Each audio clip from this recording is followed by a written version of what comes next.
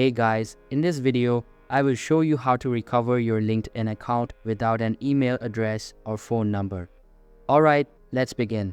First, go to the LinkedIn website and look for the Forgot Password option near the login form. Click on it.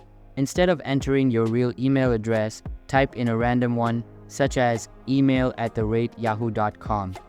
You will then see an option that says can't access this email. Click on that option. LinkedIn will give you a QR code.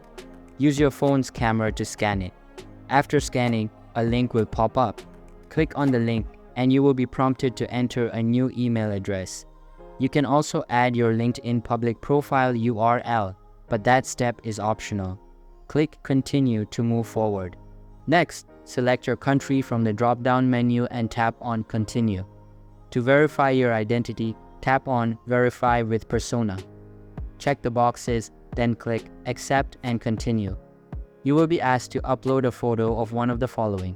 LinkedIn will review the information to confirm it's legitimate. This may take some time, but once it's done, LinkedIn will send you an email with your new login details. Use the new login details to access your LinkedIn account. So that's basically how you can recover your LinkedIn account without an email address or phone number. And that's it for this video.